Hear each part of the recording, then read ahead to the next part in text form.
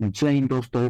स्वागत है आप सभी का रेडिएंट आर्मी एकेडमी के यूट्यूब चैनल पर। मैं विनव आपका दिल से अभिनंदन करता हूं। हम लोग राम सिंह यादव मैथ्स के गाइड में प्रतिशत को डिस्कस कर रहे थे, जिसमें 62 नंबर तक सवाल को डिस्कस कर चुके हैं। चलिए तो 63 नंबर से सवाल को शुरू करते हैं। आज का हमारा पहला सवाल है, एक व्यक्ति सेवानिवृत्ति होने के पश्चात 9500 रुपए पेंशन प्राप्त करता है, जो कि सेवानिवृत्ति होने से पहले उसके वेतन का 40% है। सेवानिवृत्त होने से पहले उसका मासिक वेतन क्या था? तो सवाल ये कह रहा है, कोई आदमी है, रिटायर होने के बाद वो 9500 रुपए प्रत्येक महीना उसको पेंशन मिल रहा है। 9500 रुपए प्रत्येक महीना पेंशन वो मिल रहा है उसको। जो कह रहा है वो जो पेंशन है उसके वेतन का 40% है। वो पेंशन कितना है? तो जितना भी उसका वेतन होगा उसका 40% है। भाई 40% ये क्या है? उसका पेंशन है। और ये 9500 रुपए क्या है? तो उसका पेंशन है। भाई दोनों चीजें तो सेम है ना, इसका मतलब दोनों क्या है? बराबर है। तो इस कंडीशन में हम कह सकते हैं कि ये जो 40% है वो बराबर है किसके? तो 9500 के बराबर है। तो हमसे पूछ रहा है कि सेवानिवृत्त होने से पहले उसका मासिक वेतन क्या है। तो या तो 100% का मान या फिर एक का मान निकालेंगे, हमारा उत्तर निकल कर आ जाएगा। तो एक काम करते हैं, इसमें एक का ही मान निकालते हैं। तो प्रतिशत को जब हम हटाएंगे तो नीचे आ जाएगा 100। एक जीरो से एक जीरो इसको कैंसिल कर लेते हैं, क्योंकि बराबर में हमेशा याद रखना है कि कोना कोना नहीं काटना है, बाकी जैसे वो काट सकते हैं। 4 से 995 को काट लेते हैं। 4 दूना हो गया 8, 15 बचा है। तो 4 गुना 3 12, तो बच गया फिर 30, सच्चों के 28, फिर बच गया 20, 4 बचे 20। कोना कोना गुना कर लेते हैं। 23 75 को 10 से गुना कर लेंगे। 23 75 और एक जीरो, 23 75 और एक जीरो कहाँ है? ऑप्शन नंबर बी में है। तो इस तरीके से हमारा ये सवाल सॉल्व होगा। चलिए अगले हम लोग 64 नंबर पे आते हैं। अब हमारा सवाल है कि किसी संख्या में उस संख्या का 40% घटा देने पर 30 प्राप्त होता है। मतलब अगर 40% घटा देंगे तब जाके 30 प्राप्त होगा।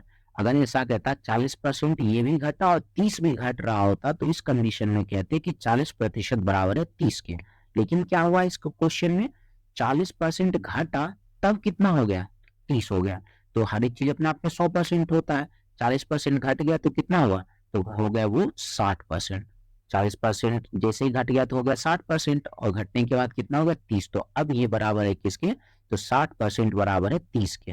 तो पूछ रहा है वह संख्या क्या है? मतलब या तो 100% का मान या तो एक का मान, जो निकालना हम लोग निकाल सकते हैं। तो एक का भी अगर मान निकाले तो कोई दिक्कत नहीं है, परसेंट के बदले नीचे डाल देते हैं 100। 30 से 60 कट जाएगा 2 बार में, और 2 से 100 कट जाएगा 50 बार में। तो यहाँ पर कुछ नहीं है तो क्या? एक 50 गुना एक क्या हो जाएगा? 50। ऑप्शन हो जाएगा बी।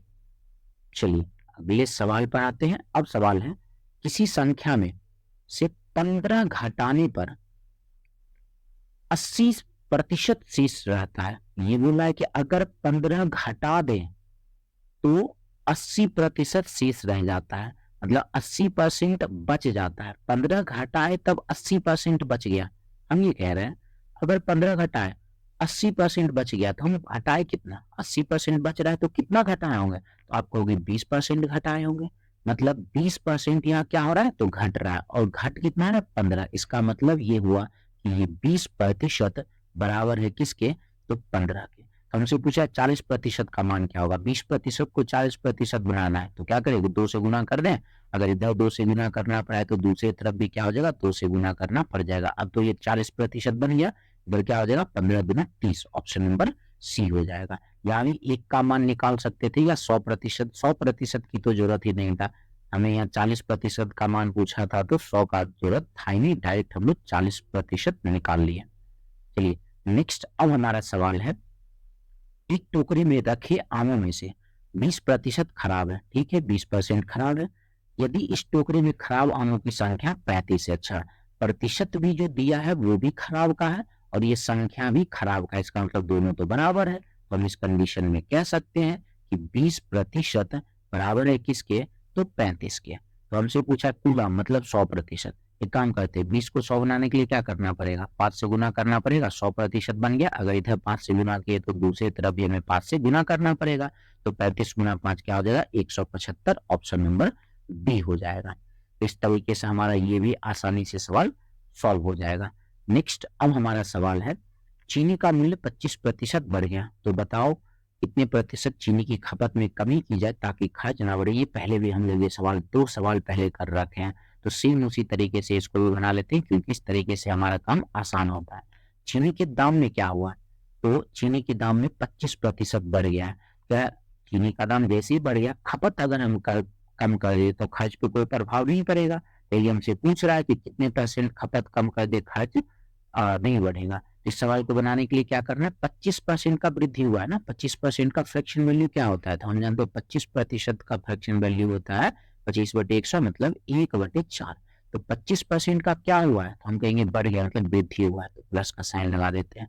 अब इसको बनाना कैसे, ऊपर 1 है तो 1 ही रहने देते हैं, नीचे क्या कर रहा है, अगर वृद्धि हुआ है तो दोनों को जोड़ कर रखेंगे, कमी हुआ होगा तो माइनस करके। तो इस सवाल में तो वृद्धि हुआ है ना, बढ़ गया है, तो वृद्धि हुआ है, 4 और 1 हो गया 5, नीचे रख लिए 5 और गुना कर लिए 100, 5 से 100 कट गया 20 बार में, तो क्या आ जाएगा 20%, ऑप्शन नंबर बी हो जाएगा। चलिए अगले सवाल की ओर बढ़ते जाते हैं हम लोग। अब सवाल है, एक क्रिकेट टीम ने एक वर्ष में कुल जितने मैच खेले उसका 40% जीत गया, ठीक है, 40% मैच जीत चुका है, और उस टीम ने जितने मैच खेले उसका 50% हार गया है, ठीक है, 40% जीत गया, 50% हार गया, टोटल हो कितना गया, हमें ये टोटल तो 90% हो चुका है, ठीक है। तो बाकी जो 10% बचा है, 90% के बाद बाकी बच गया 10%, क्या हुआ होगा, मैं हार गया जीत गया दोनों चीज हो ही गया, तो 10% तो ड्रॉ हो गया होगा। अब उसके बाद सवाल में कह रहा है 20 मैच ड्रॉ हो गया, परसेंट में कितना ड्रॉ हुआ, तो 10%, ऐसे 10% आया, 40% जीत गया, 50% हार गया, तो कुल मिलाकर 90% हो गया, तो बाकी कितना बचा 10% ड्रॉ हो गया। और सवाल में कह रहा है कि 20 मैच ड्रॉ हुआ, इसका मतलब 10% बराबर है 20 के। तो पूछ रहा है उस टीम ने एक वर्ष में कितने मैच खेले, मतलब टोटल पूछ रहा है, या तो 100% का मान निकालेंगे या तो 1 का मान निकालेंगे। अच्छा 10% को 100% बनाना आसान है, क्योंकि अगर हम इसमें 10 से गुना कर देते हैं तो 100% बन जाएगा, अगर एक तरफ 10 से गुना किए तो दूसरी तरफ भी 10 से गुना करना पड़ेगा, तो क्या हो जाएगा 20 गुना 10 200, ऑप्शन नंबर सी हो जाएगा। चलिए अब ये सवाल थोड़ा सा तो मजेदार सवाल आया है इतना देर के बाद, इसको समझते हैं और आसानी से इसको भी सॉल्व करने की कोशिश करते हैं। अब हमारा सवाल है कि सेब की कीमत में 20% की कमी हुई है, सेब का दाम है 20% कम हो गया, हो जाने से शीला 160 रुपए में 48 सेब अधिक खरीदती है, मतलब कोई व्यक्ति है शीला, ये 160 रुपए मार्केट लेके जाती है, जैसे ही दाम 20% कम हुआ है तो 160 रुपए में क्या हुआ 48 सेब ये ज्यादा खरीद कर लाए, पहले भी कुछ खरीद कर ला रही होगी 160 में, लेकिन अब कितना ला रही है तो 48 ज्यादा ला रही है। तो हमसे पूछ रहा है सेब का प्रति दर्जन, यहाँ ध्यान देना है, प्रति दर्जन घटा हुआ और बढ़ा हुआ दोनों दाम ये पूछा है, मतलब दाम बढ़ने से पहले का भी दाम, सॉरी दाम घटने से पहले का दाम और दाम घटने के बाद का दाम दोनों पूछ रहा है। अब इस कंडीशन में इस सवाल को सॉल्व कैसे करना है, ये देखना है सेब के दाम में क्या हुआ है, तो 20% की कमी हुई है, 20% का फ्रैक्शन वैल्यू क्या आता है 20/100 1/5, 20% का क्या हुआ है कमी, माइनस लिख देते हैं, माइनस का मतलब कमी हुआ है। तो हम ये कहेंगे कि पहले दाम 5 था, हम ये कह रहे हैं कि पहले दाम सेब का 5 था और 1 कम हो गया, 5 में से 1 कम हो गया तो दाम कितना हो गया 4, मतलब पहले 5 था अब दाम कितना हो गया 4, तो 5:4 दाम का अनुपात है, तो मात्रा का अनुपात अगर हम निकालते हैं तो इसको पलट देते हैं 4:5, मतलब पहले ये 4 सेब खरीदती होगी और अब ये 5 सेब खरीद रही है, तो कितना सेब ज्यादा खरीदी, तो हम कहेंगे 1 सेब ज्यादा खरीदी हमारे हिसाब से, लेकिन सवाल के हिसाब से अच्छा दर्जन में यहाँ पूछा हुआ है, तो 48 सेब 1 दर्जन में 12, 48 से कितना हो जाएगा 48 में 4 दर्जन, 12 चौके 48 4 दर्जन, मतलब ये 4 दर्जन ज्यादा खरीद रही है हमारे हिसाब से। अब 4 से 5 हो गया मतलब 1 ज्यादा खरीद रही है, लेकिन सवाल के हिसाब से 4 दर्जन ज्यादा, मतलब 1 बराबर किसके 4 के। एक काम करते हैं पहले कितना खरीदी होगी 1 बराबर 4 पे, तो 4 चौके 16 दर्जन पहले खरीदती होगी, 1 बराबर 4 के तो 5 किसके बराबर 5 चौके 20 के, तो हम कहेंगे पहले ये 16 दर्जन खरीदती होगी और बाद में ये दाम घटने के बाद 20 दर्जन खरीद रही होगी। तो ये पूछा है पहले का दाम बताओ क्या था, हम कह रहे हैं ठीक है, ये रुपए कितने लेके जाती है 160, 160 रुपए पहले ये लेके जाती थी और कितना दर्जन खरीदती थी? 16 दर्जन। तो एक दर्जन का दाम कितना? 16 से 160 कट जाएगा 10 बार, मतलब ये 10 दर्जन खरीदती होगी, सॉरी 10 रुपए से ये खरीदती होगी। पहले ये कितना रुपए लेके जाती थी? 160 रुपए। बाद में भी 160 रुपए ही लेके जा रही है। और ये कितना लेकिन खरीद रही है? तो 20 दर्जन ये खरीद रही है। तो 20 से भाग लगा देते हैं, आ जाएगा 8। मतलब पहले इसका दाम था 10 रुपए प्रत्येक दर्जन और अब इसका दाम कितना हो गया? 8 रुपए प्रत्येक दर्जन। 10 और 8 कहाँ पर है? पहले ऑप्शन में तो 8 और 2 से ऑप्शन नंबर सी हो जाएगा, 10 और 8। चलिए नेक्स्ट, फिर से इसी तरीके का सवाल है। अगर आपको समझने में थोड़ा सा भी परेशानी हुआ होगा तो फिर से अभी इस सवाल के माध्यम से हम लोग इसको पूरा समझ लेते हैं। ये मजेदार सवाल तो ये है, सवाल ये है कि चावल के मूल्य में 20% की कमी हो गई, ठीक है। दाम में क्या हो गया? तो 20% का कमी हुआ है, ठीक है। एक व्यक्ति 385 रुपए में 3.5 केजी चावल और खरीद लिया, मतलब ज्यादा खरीद लिया, ठीक है। दाम घटा तो चावल तो ज्यादा खरीदेगा ही खरीदेगा। तो चावल का प्रारंभिक मूल्य पूछा है, पहले वाला दाम ये पूछा है, ठीक है। इस सवाल में लिखिए पहले वाला दाम।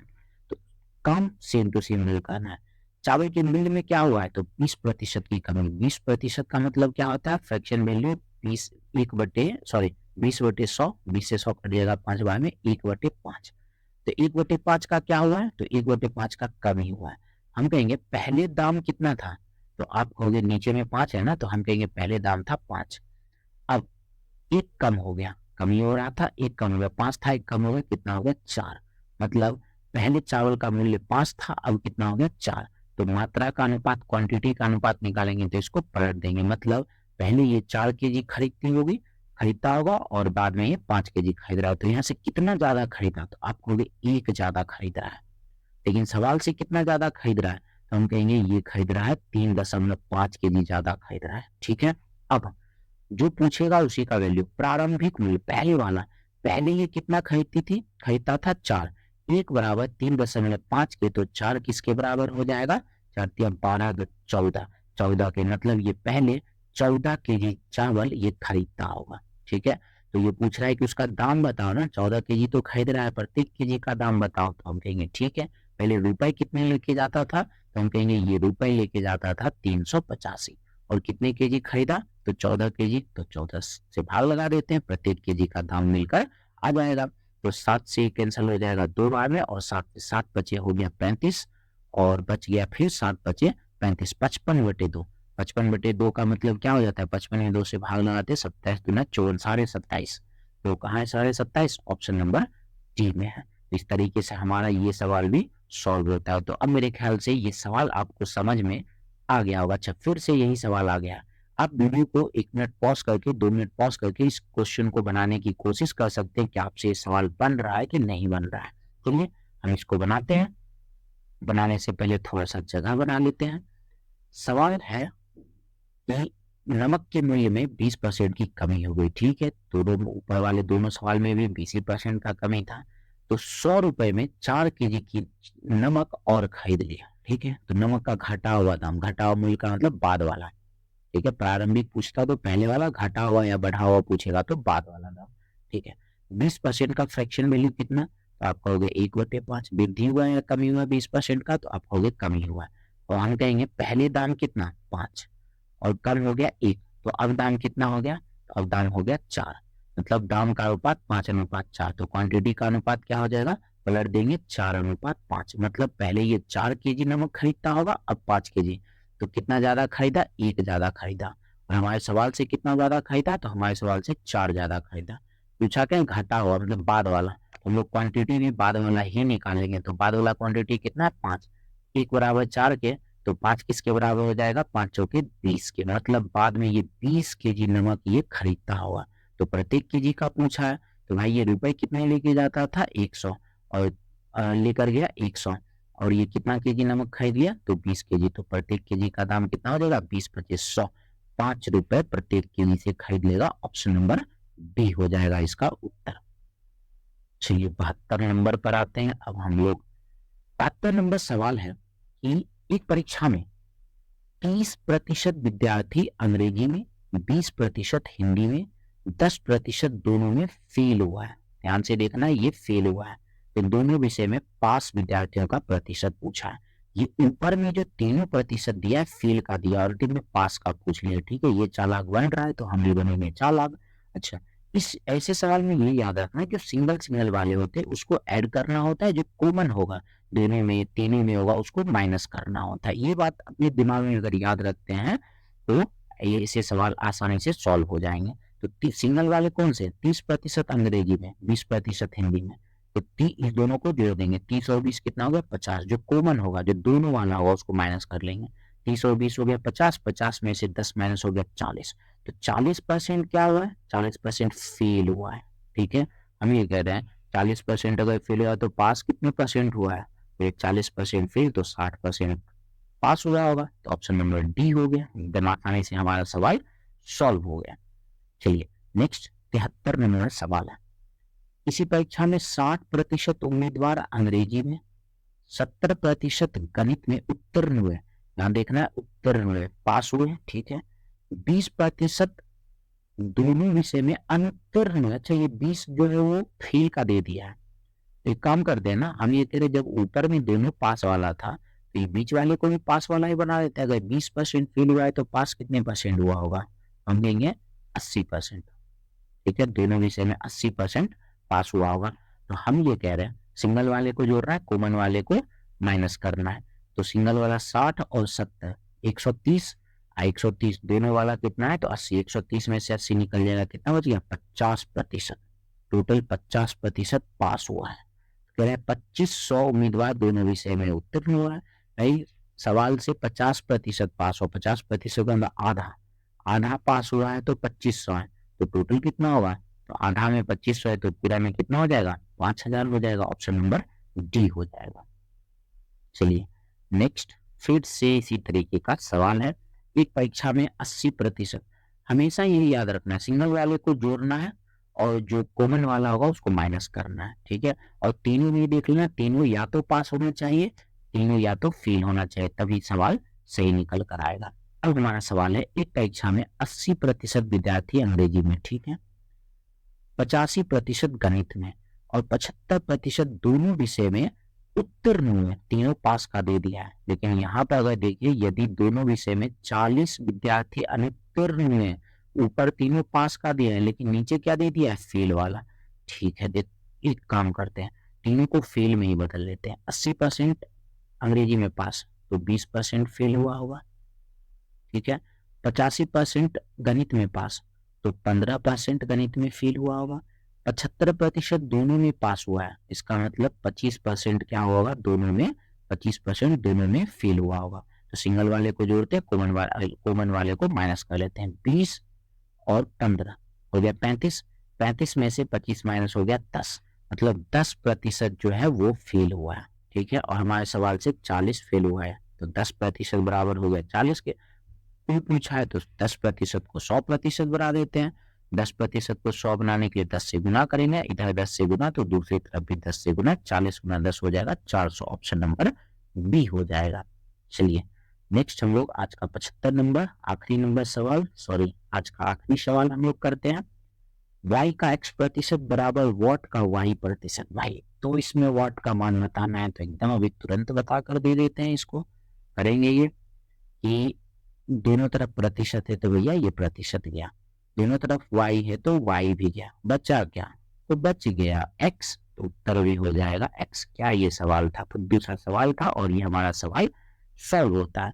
तो विशेष आज के वीडियो में हम लोग इतना ही रखते हैं। अगर आपको वीडियो पसंद आया तो वीडियो को आप लाइक कर सकते हैं, चैनल को सब्सक्राइब कर सकते हैं और वीडियो को अपने दोस्तों के साथ शेयर भी कर सकते हैं। और वीडियो को शेयर करने में और लाइक करने में कंजूसी ना किया करें।